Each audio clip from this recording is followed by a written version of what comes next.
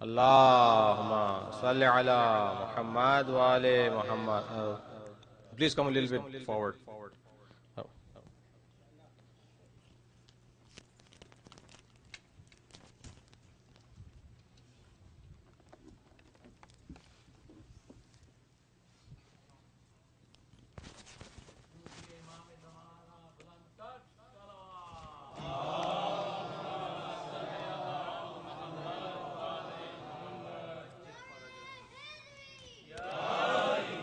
رحم الله من قرأ الفاتحة.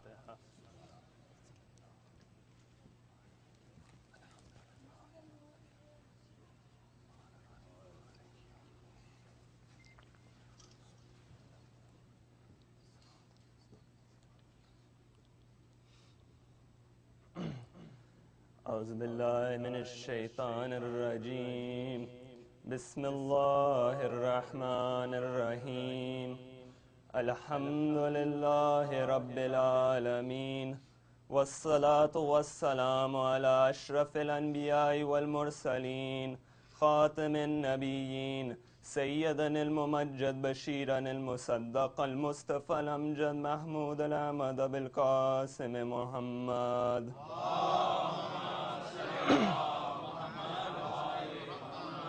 وعلى آل بيته الطيبين الطاهرين، لا سيما بقية الله في الأرضين وحجتي على الخلائق أجمعين.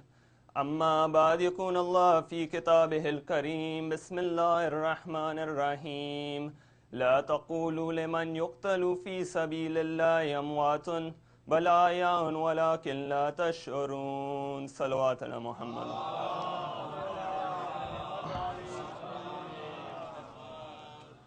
One more salawat ala Muhammad wa ala Muhammad.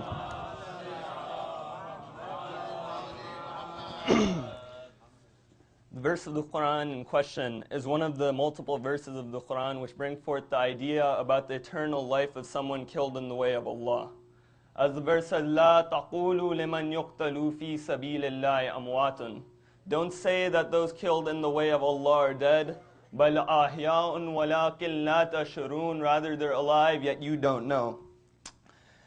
And this brings us to the topic of this majlis on this day of Muharram, which is the reasons behind why Imam al-Hussein, who was killed in the way of Allah, remains alive today. And the reason behind why I linked Imam al-Hussein to this verse is because he's truly the embodiment of this verse and the verses like these. Because the life of Imam al-Hussein and his everlasting name and impact showed that those killed in the way of Allah remaining alive better than anything else. And there are two main things that we can take from this discussion before going forward. One aspect, this discussion from the very onset once again goes to show the relationship between the Quran and the Ahlul Bayt. That if you want to see the walking versions of any ayat of the Quran, then look at the Ahlul Bayt. That if you want to see the walking tafsir of any ayat of the Quran, then examine the lives of the Ahlul Bayt. That's why the Quran is called Quran as-Samit, the silent Quran. And the Ahlul Bayt, Quran al-Natiq, the walking, living Qurans. And if you want to understand Quran as-Samit, then you turn towards what? Quran al-Natiq, which are the Ahlul Bayt. And this relationship between the Quran and the Ahlul Bayt also goes to show the greatness of the Ahlul Bayt as well. What I mean by this is that there are a number of instances where Allah and His Prophet mention something alongside the Quran to show the greatness of that thing. For example, to show the greatness of Surah Al-Fatiha, Allah revealed the verse from Surah Al-Hijr, which says, وَلَقَدْ أَتَيْنَاكَ سَبْأً مِّنَ الْمَتَانِ وَالْقُرْآنَ الْعَظِيمِ. It says, we've definitely given you sabam min al-matani, which means the 7 repeated verses, which is Fatiha. We have given you Fatiha and the Quran. So to show the greatness of Surah Al-Fatiha, Allah mentions that alongside the Quran. To show the greatness of the month of Ramzan, what does Allah say? Shahru Ramadan alladhi unzila fi al-Quran. It's the month of Ramzan. In it we revealed the Quran. To show the greatness of the night of Qadr, what does Allah say? He says, Inna anzalnahu fi laylatil Qadr. We revealed it on the night of Qadr. So the question comes up, where are the Ahlul Bayt mentioned alongside the Quran? And they're mentioned through that Prophet about which it says, وَمَا يَنْتِقُ عَنَ الْهَوَىٰ. He doesn't speak through his desires. In huwa illa wahyun yuha. Whatever he says comes straight from Allah. And that Prophet said, Inni tariqun fikum uttaqalaini kitab Allah wa itrati. Allahumma salli.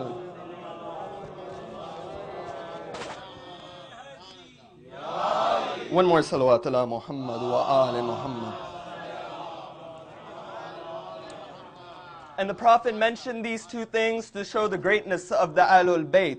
And he didn't just say this hadith taqlain once, he said it multiple times. He wanted people to know Quran and my Ahlul Bayt.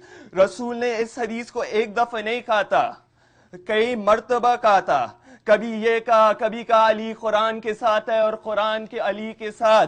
तो इसको ख्याल में रख के किसी शायर ने कहा जो नूर पहला हुआ है वो सूरत आयात. वतन की शक्ल में होता तो एक वली होता, अली हुरूफ में होता तो फिर कुरान होता, कुरान जिस्म में होता तो फिर अली होता. एक सलवात पढ़ने अला मोहम्मद व आले Mohammad.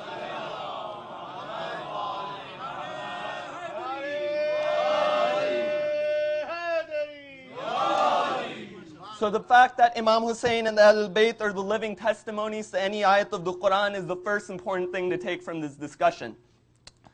The other important thing that examining this topic does is that it allows us to put some sense and understanding as to why the name of Imam al-Hussein keeps growing year after year. Usually when something happens, the impact of that event dies down after time. After a year, after 5 years, 10 years, 50 years, the impact of that event would be less than what it was originally. But with Imam al-Hussein, the message of Imam al-Hussein, the name of Imam al-Hussein, and the azadari of Imam al-Hussein keeps growing year after year.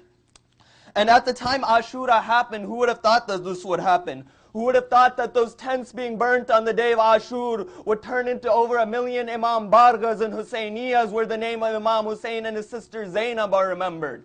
Who would have thought that the palace of Yazid, the man who put the daughter of Imam al-Hussein, Sakina, in a prison and he put his sister Zainab in ropes, his palace would become a little shack. Well, today the shrines of Bibi Zainab and Sakina tower over Sham and are visited by millions.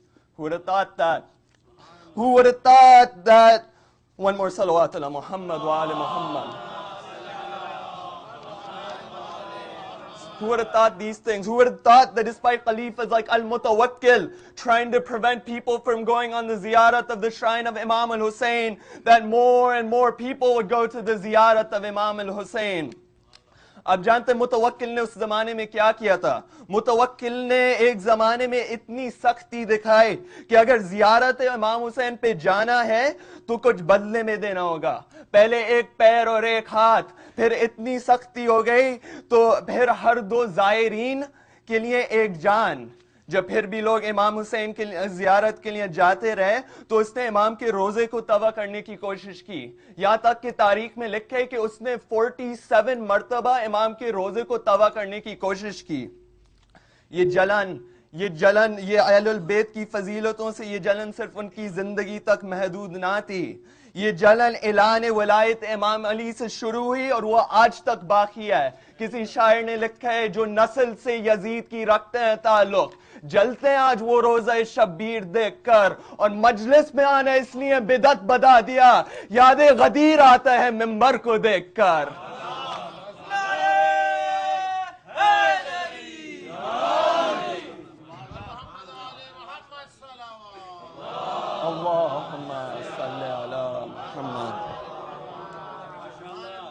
So who would have thought that more and more people would visit the shrine of Imam al-Hussein after this? Who would have thought that countries like Pakistan, Iran, Iraq, Bahrain, and India would make the day of Ashura a public holiday? And India really amazes me, not just because Maulana is from there, but you find that India is a country which is 80% Hindu and only 13% Muslim. And out of that 13% Muslim, it's only 25% Shia.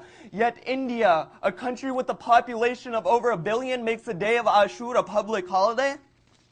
And it really goes to show the words of Josh Mali Abidi. जब जोश माली आबिदी ने कहा क्या सिर्फ मुसलमान के प्यारे हैं हुसैन, इंसान को बेदार तो हो लेने दो, हर कौम पुकारेगी हमारे हैं Hussain. Every nation will say that Hussein is ours, and this goes to show that while others may die, Imam Hussein will remain alive. As the verse says, لا تقولوا لمن يقتل في سبيل الله أموات بل أحياء.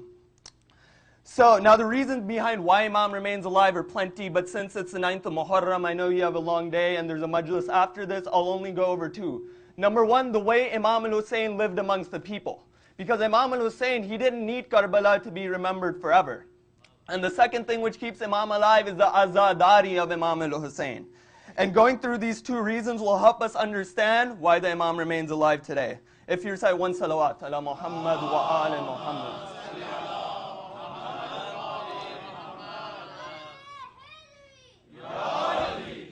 As for number one, when looking at Imam al-Hussein's life, you find that he lived this life in a manner where even if Karbala didn't happen, he would still be remembered today. And I tell you that a lot of people, when they look at the life of Imam al-Hussein, they only focus on that last year on the way to Karbala. But Imam al-Hussein, he was 63 years old. Imam al-Hussein lived 63 years. People don't focus on what happened before. So, and Imam al-Hussein lived his life in a way according to the words of his father that we find in Najul Balagha, where Imam Ali says, live amongst the people that if you die, they'll weep over you. And if you're alive, they want to be with you. And this is the way Imam al-Hussein lived amongst the people. As one of the men said about the gatherings with Imam al-Hussein, he said, when we were with Imam al-Hussein, in those gatherings you could feel the hearts of the people there and the angels coming down. And the more you'd look at that man, the more you'd question, is he a human or is he something else? And the more we'd stare at him, the more we'd be amazed of him. Have you heard anyone talk about another human being like that? But that's how people would talk about Imam al-Hussein. And out of his many qualities that made the people go towards him, there were two in particular that really attracted the people towards him. One was his patience, and the other was his generosity. In terms of his patience, could you imagine that when you're growing up, you see people taking your father's rights, you see people taking your father's haqq as a child, and then you hear about people cursing your fathers from the mimbars. You know, because Bani Umayyah, every Salat al-Jummah, they used to curse Amir al-Mu'mineen. Their Salat al-Jummah would start with, may Allah curse Amir al-Mu'mineen. And this is the kind of environment that Imam al-Hussein grew up in. Yet, Imam al-Hussein's patience in this time period was something else. I'll never forget that man who came to Imam al-Hussein after Imam Ali died. Imagine, this is after your father died. The man comes from Syria to Imam al-Hussein and he says to him, who are you? He says, I am Hussein, the son of Ali ibn Abi Talib. The man replies, may Allah curse you and your father. And remember, this is after his father died. The man says that to him. So how would you reply? And look at how Imam replies. Imam says, is the wind of this area hurting you? Or have you had a disagreement with your wife? Is there some place for you to stay? Or has no one provided you clothing? Please, if you have nowhere to go, come and stay in my house. The man began to cry at that moment, that he didn't know that the patience of Imam al-Hussein was like this. And this is the kind of patience he showed this before Karbala. He showed this before Karbala. Now, before mentioning the generosity of Imam al-Hussein, which contributed to Imam Hussein's name being remembered forever, there's one quick thing I wanted to say that also contributed to Imam Hussein being remembered forever. We hear about how his father, Imam Ali, used to read 1,000 rakats a night. And we hear about how great his son Zain al-Abidin's worship was, that Imam Zain al-Abidin would have skin coming off from his forehead from being in sujood so much. So sometimes people forget, how is Imam al-Hussein in this area? You find that Imam al-Hussein in this area was like his father and his son. That Imam Zain al-Abidin used to say that my father would recite 1,000 rakats within a day. Within a day, he'd recite 1,000 rakats. And oftentimes, people would find him in a state of prostration, that they'd go there, Imam would just be in sajda. Imam Hussain us sajda ke alam mein milte the, कि जिसके बारे में उनके बेटे इमाम ज़ैन अल-आबिदीन ने कहा कि अगर इंसान जानता कि कितना इनाम, कितना रिवॉर्ड उसे सजदे में मिल रहा है, वो कभी अपना सर ना उठाता. तो मेरे ज़हन में ये सवाल पैदा होता है, उस इमाम का इनाम क्या होएगा जिसका सर आज तक सजदे में है. जबीन किसी शायर के लफ्ज, जबीन इब्न अली की नियाज जारी है, खुदा की दीन की उम्र दराज जारी है. सजदे में रख के सर को ना उठाया हुसैन ने, मेरे हुसैन की अब तक नमाज जारी है. सलावत पढ़ने अला मोहम्मद व आले Mohammad.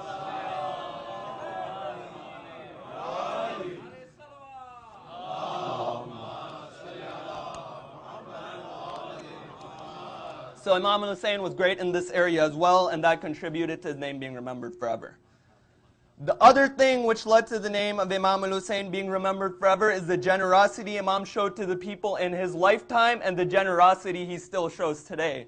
Because to give away in your life is one thing, but to still give away is something else. And this generosity wasn't just for his followers, it was for everyone. You find that this was a trait found amongst all the Imams. For example, Imam Ja'far as-Sadiq was passing out bread. Allahumma salli ala Muhammad. Imam Ja'far as-Sadiq was passing out bread in the middle of night. So one of his Shia followed him and saw Imam doing that. He asked him, "What are you doing?" Imam replied, "I'm passing out bread." So the person asked him, "Are you passing out bread to our Shia?" He says, "No, not to our Shia. It's just to the ordinary poor people." So this goes on one aspect to show that the Imam gave to everyone. But they had a special spot for the Shias. Because then Imam as-Sadiq says, if it were our Shia, I would have given them salan, I would have given them curry with the bread. Now maybe this is why there's so much salan in our majalis for niyaz today, but who knows. One salawat ala Muhammad wa ali Muhammad. So anyways, the generosity shown by Imam and Imam Hussein is for everyone.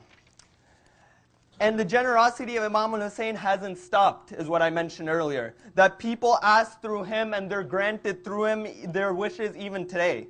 How many people today have become followers of Ali Muhammad because of the majalis of Imam Hussein? Isn't that the greatest generosity out of anything that Imam al-Hussein is still given today?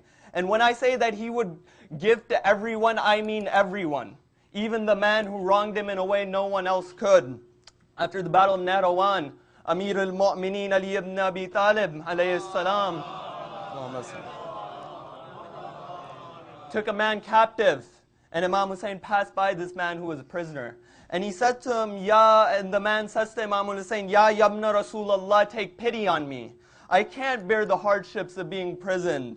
The Imam once he heard this, he went to his father and he pleaded to his father to let the man go. And you know what Imam Ali said to him? You know what he said? He said, "Son, don't you know who that man is? He's the man who will kill you." Because you know, that was Shimr bint al-Joshan. Look at the mercy Imam shows to his own killer. That was Shimr. So Imam Ali continues, "One day he's going to slaughter you when you'll be thirsty and hungry for 3 days. And Imam said, "Although you're right, I promised him, and don't let me be embarrassed before him." So when you realize the generosity and the personality of Imam al-Hussein, you'll understand why his name remains alive and he'll never be forgotten. That he's so generous that he's willing to take the ropes off that man who'll wrong him in a way no one else could. And if Imam Hussein can be so generous to Shimr, that's why we make dua for the intercession of Imam al-Hussein on the day of Qiyamah. Because on that day, the generosity of Imam al-Hussein and his intercession will come in handy for us. As one of the poets said, "Ta hashar, ye khayal mere dil ka chain hai, yani najat ka zaman Hussein hai." That Imam al-Hussein is our hope for being saved. While others turn to different places for Jannat, we know where to turn to for happiness both in this dunya and the akhirah. Another line of poetry, as one of the poets said, "जन्नत की आरज़ू में कहाँ जा रहे हैं लोग, जन्नत तो करबला में खरीदी हुसैन ने, और दुनिया और आखिरत में जो रहना हो चैन से, जीना अली से सीखो, मरना हुसैन से." सलवात अला मोहम्मद व आले Mohammad.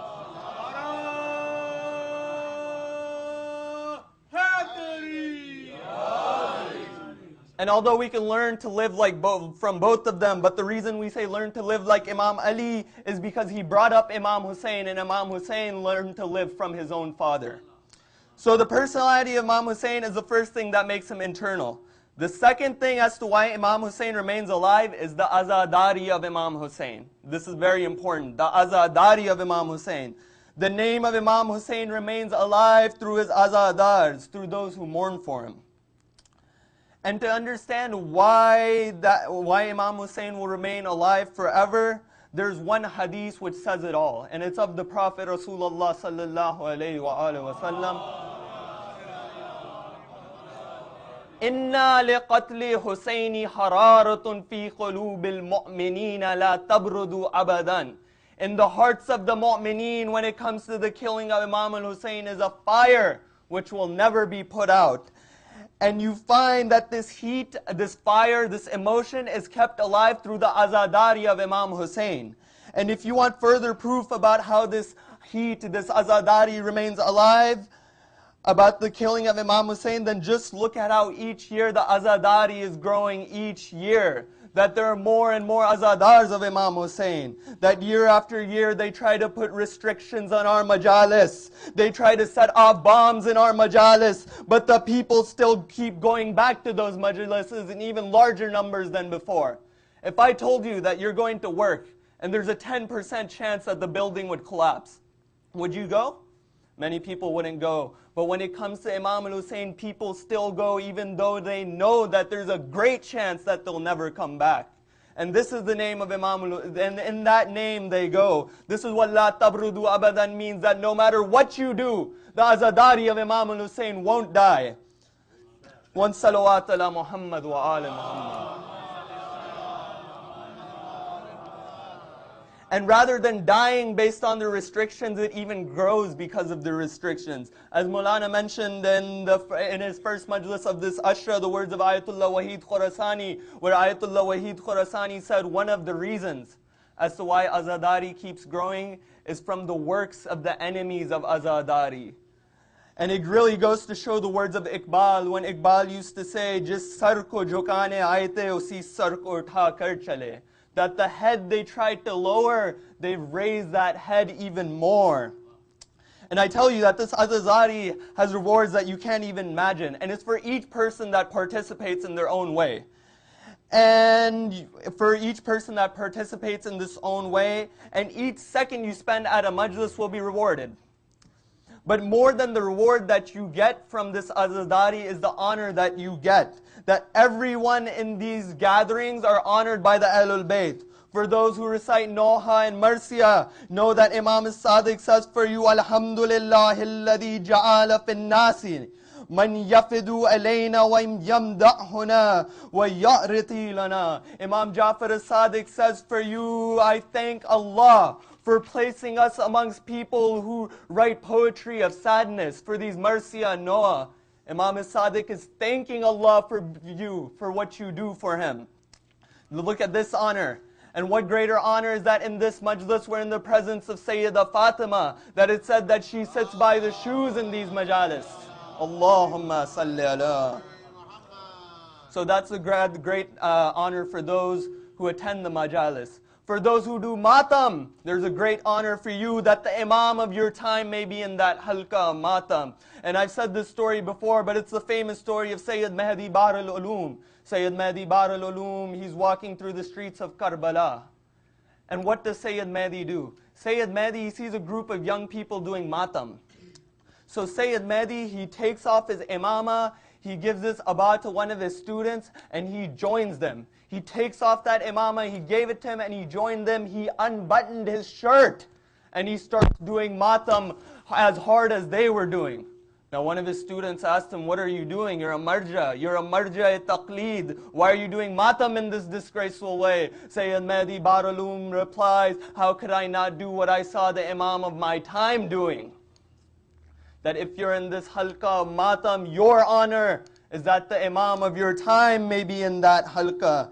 And I'm telling you that on these nights of majlises and on these nights of azadari, we sometimes wonder if we would be with the companions of Imam Hussein. And before Masaib, I'll leave you with one narration that Imam Raza says, and this is my gift for you during this majlis. Imam Raza, and it's found in the book Chail Hadith of Azadari, 40 Hadiths of Azadari. Imam Raza says that if you want the reward equal, notice the word equal, he doesn't say around. He says if you want the reward equal to those who were killed alongside Imam al-Hussein, whenever you remember Imam al-Hussein, say the words, Ya laytani kuntu ma'ahum fa'afuza fawzan adim. It's that simple. That when you remember Imam al-Hussein, just say, Ya laytani kuntu ma'ahum fa'afuza fawzan adim. And you know what this means? This means that, oh, if I had been with him, what a great achievement I would have accomplished. And you know why the reward for just saying these simple lines is so great? The reward for this is great is because you're acknowledging what Imam al-Hussein did. You're acknowledging that Imam al-Hussein gave away everything. And you're acknowledging that Imam even gave away a son like Ali al-Akbar. بس میرے عزیزوں یہ عزاداری کے دن جلدی سے گزر رہے ہیں. ہم نہیں جانتے ہیں کہ اگلے سال ہمیں یہ موقع ملے گا. تو جو بھی آنسو آپ کے دل میں ہے ان دنوں میں باہر نکال دیں. آج محرم کی 9 ہو گئی ہے. آج ہم علی اکبر کو یاد کرتے ہیں.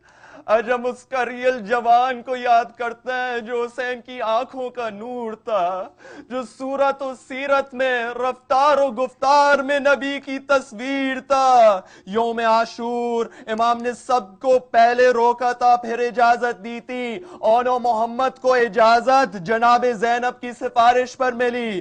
جناب قاسم کو اجازت امام حسن کے قتل کی سفارش پر ملی. جناب عباس کو سکینہ کی پیاس کی سفارش پر اجازت ملی. مگر ایک شہید ایسا ہے جیسے اجازت مانگی حسین نے فوراً دے دی. جیسے علی اکبر آئے کہ مجھے اجازت دیجئے, حسین نے جواب دیا تقدم یا ولدی, یا آگے جاؤ میرے لال, مگر جانے سے پہلے پھوپھی زینب سے مل لو. زینب نے تمہیں 18 سال پالا ہے میرے لال, جاؤ پھوپھی سے مل لو. جب جناب زینب کو اطلاع ملی کہ علی اکبر آ رہے ہیں, جناب زینب نے علی اکبر کو دیکھا اور کہا بیٹا کیا مرنے جا رہے ہو؟ کیا 18 سال پھوپھی نے اس دن کے لیے پالا تھا؟ پھوپھی کو تنہا چھوڑ کے چلے جاؤ گے؟ لیکن چلے جاؤ گے کہا پھوپھی اماں اگر آپ منع کر دیں گی علی اکبر ایک قدم آگے نہیں چلے گا. لیکن پھوپھی اماں اگر حشر میں دادی نے پوچھ لیا زینب تمہیں حسین عزیز تھا یا علی اکبر, یا علی اکبر, تو پھوپھی اماں کیا جواب دینا ہے؟ کہا جاؤ میرے لال جاؤ, خدا حافظ. علی اکبر خیمے سے ایسے نکلے جیسے بھرے گھر سے جنازہ نکل رہا ہے.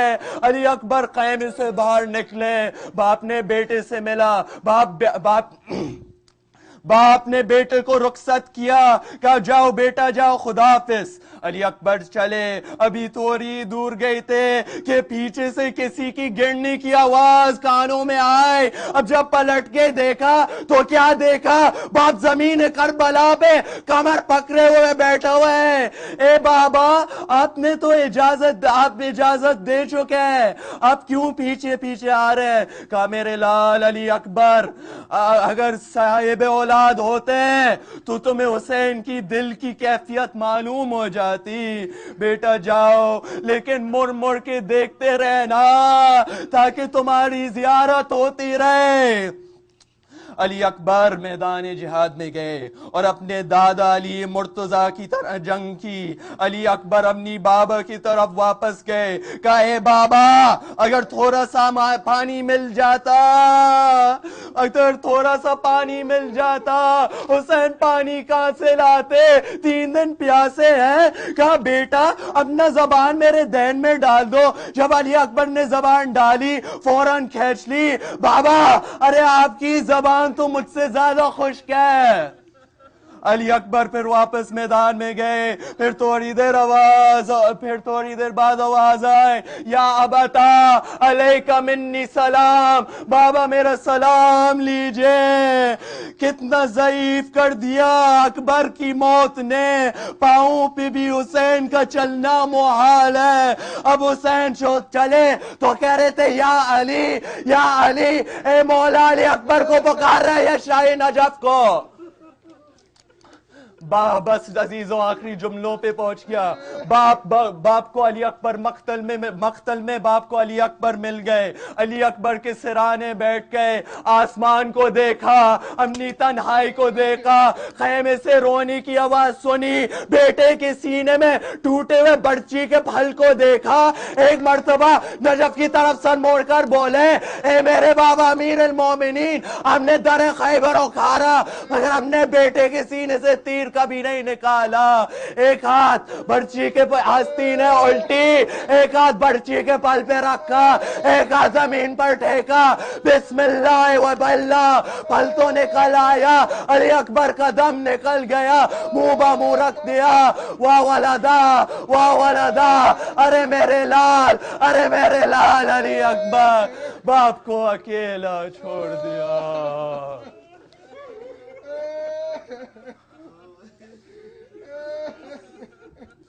انا للہ و انا الیہ راجعون. السلام علی الحسین وعلی علی ابن الحسین وعلی اولاد الحسین وعلی اصحاب الحسین. ماتم حسین.